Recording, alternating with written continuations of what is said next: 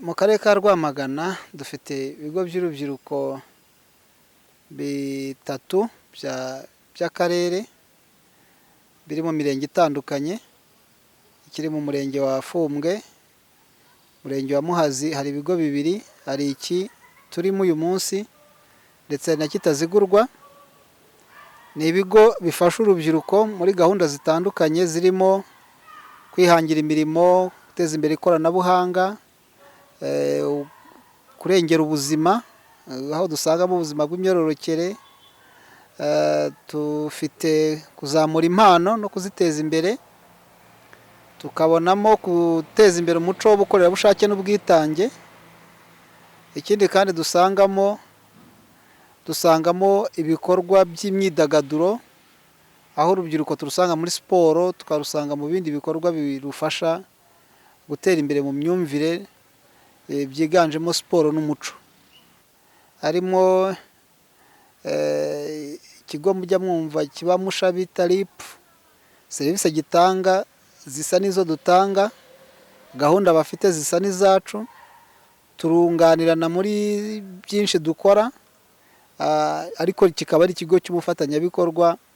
Ngira ngo igisigara kiba ari ugukurikirana ngo barakora iki, babura iki, akarere kakabafasha kuba kakemura ibibazo byavukamo bindi. Tukagira ikigo twubakiwe na Croix Rouge giherereye mu murenge wa Mwurire, nacyo gifasha imirenge ya Mwurire, Munyiginya ndetse na Gishari.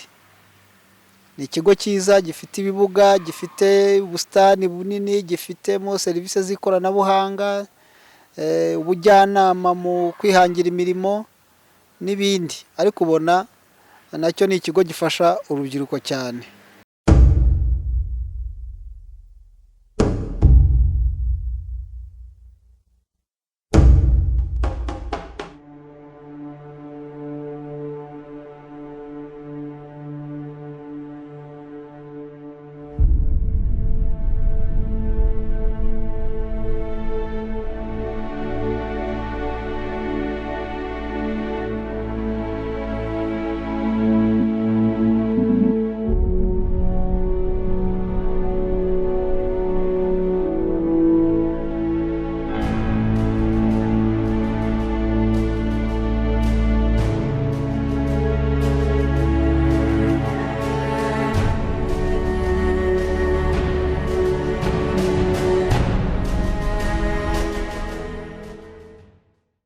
nkaba naraje kwiga muri P-Image Studio ibijyanye na video making and film production.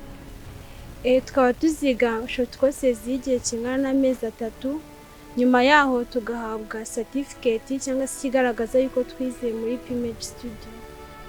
Ibintu byo gufotora ni ibintu byiza kuko hari abantu benshi byateje imbere, bamwe batunze ingo zabo, bamwe bibeshejeho muri make nta kintu bavura mu buzima bwabo busanzwe. Rero gufotora ni umwuga mwiza, ariko bigaterwa na nyirawo kuwukora. Niba bikunze, niba atabikunze ntibyakona, ntiyabishobora. Ariko aba yabikunze nyine no gufotora ni umwuga mwiza cyane. Guhitamo no mwuga narawukundaga, nibyo nakuze nkunda. Kubw'amahirwe mbona aho nabyiga, aho bita muri P-Image Studio. Nkaba nakangurira urundi rubyiruko bagenzi banjye kuba baza kubyiga bagatinyuka. Ikizima nuko waba ubikunze ahandi wabona wabyiga, ariko icyo nabarangira ni ukuza kubyiga muri P-Image Studio. Barabyigisha bagatanga na certificate ku buryo aho wajya hanze hano gukora uwo mwuga wize, ukaba watanga n'iyo certificate bakakugirira icyizere. Murakoze. Ahangaha muri P-Image Studio badufite ikintu bita film making, photoshoot studio n'ibindi bigiye bitandukanye.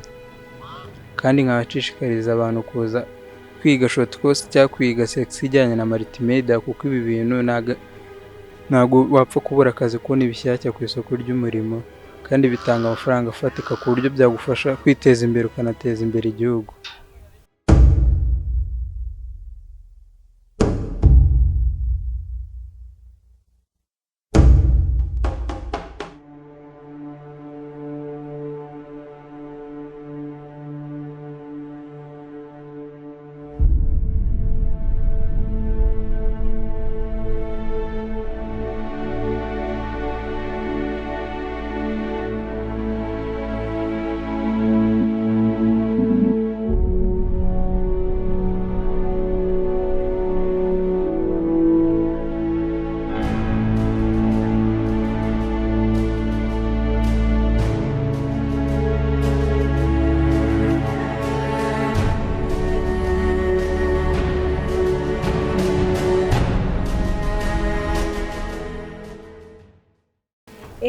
ndashimira nyine cyane cyane ababyeyi banjye bamfashe nyine kugira ngo babyumve, nabo nyine bumvaga ko nyine ibintu byo gufotora no kweditinga nyine ari ibintu by'abahungu, yenda bashimira ko nabo bamfashe bakabyumva nyine bakamfasha no kuza.